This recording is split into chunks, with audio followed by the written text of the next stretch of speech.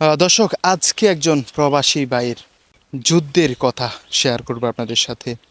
নিজের পরিবারকে হাসি খুশি রাখার জন্য নিজের স্বপ্ন বিসর্জন দিয়ে দূর প্রবাসে গিয়ে নির্যাতন নিপীড়ন নিষ্পেষিত হয়ে শেষ পর্যন্ত মৃত্যু মুখে পতিত হওয়ার সেই ঘটনা, হৃদয় বিদারক ঘটনা আপনাদের সাথে শেয়ার করব।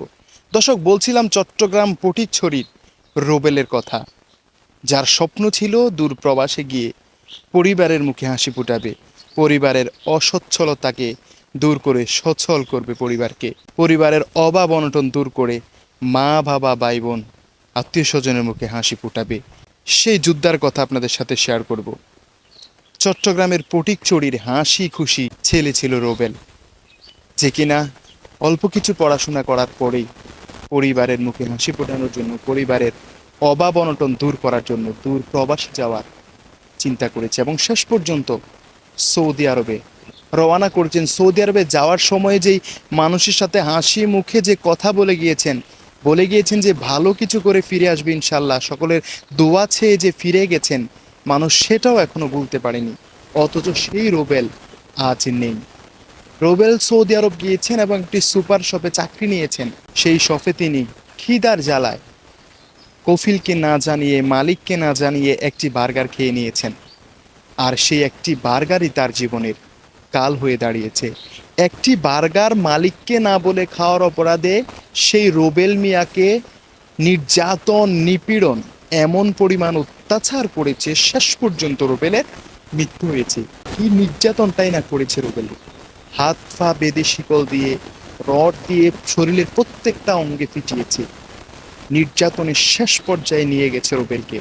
শেষ পর্যন্ত পুরো শরীর অচল করে দিয়ে একটি হসপিটালে ভর্তি করানো হয়েছে। সেখানে রুবেল শেষ নিঃশ্বাস ত্যাগ করেছেন।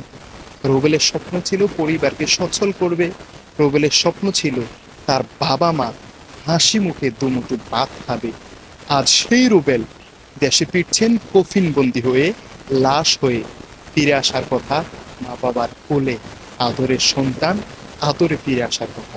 অথচ সেই রুবেল নির্যাতন নিপীড়ন স্বীকার করে শেষ পর্যন্ত তাদের হাতে নিজের জীবন সোপর্দ করে কফিনে বন্দী হয়ে দেশে ফিরছেন।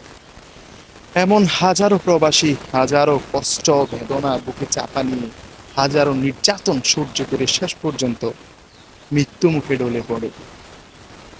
চিন্তা থাকে শুধু পরিবারকে নিয়ে, কারণ একজন ব্যক্তি যদি ভালো থাকতে চায় তাকে দূর প্রবাসে যেতে হয় না, সে দেশে যা ইচ্ছা তা করেই ভালো থাকতে পারে। কিন্তু যখন একটা পরিবারের কথা মাথায় আসে, যখন বউ থাকে, বাচ্চা থাকে, যখন মা থাকে, বাবা থাকে, তখন চিন্তা হয় যে সবাইকে ভালো রাখবে। আর সবাইকে ভালো রাখতে গিয়ে নিজের জীবনের সুখ শান্তি সবকিছু বিসর্জন দিয়ে সেই ভাইয়েরা প্রবাসে গিয়ে রেমিটেন্স যোদ্ধা হয়। দিন নাই রাত নাই, ঈদ নাই, আনন্দ নাই, কিচ্ছু নাই, শুধু টাকার পিছে দৌড়ায়। আর টাকার পিছে দৌড়াতে দৌড়াতে একটা সময়ে মালিকদের হাতে নির্যাতন নিপীড়িত হয়ে তারা শেষ পর্যন্ত মৃত্যু মুখে ঢলে পড়ে। সেই রুবেলই তাদের মাঝে একজন, যে রুবেলকে সামান্য একটি বার্গার খাওয়ার অপরাধে হত্যা করা হয়েছে। তার লাশ কফিনবন্দ হয়ে এসে ফিরেছেন। সেই লাশ, সেই মৃত্যুটা কিভাবে মানবে তার পরিবার, কিভাবে সেই শোক তার বাবা মা সহ্য করবে? দর্শক, এমন হৃদয় বিদারক ঘটনা কার কপালে আছে, কোন মা বাবার কপালে আছে?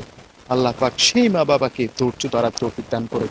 রুবেলকে আল্লাহ পাক একজন যোদ্ধা হিসেবে কবুল করে তাকে জান্নাত নসিব করে। দর্শক সকলেই ভিডিওটি শেয়ার করে দিন। ধন্যবাদ।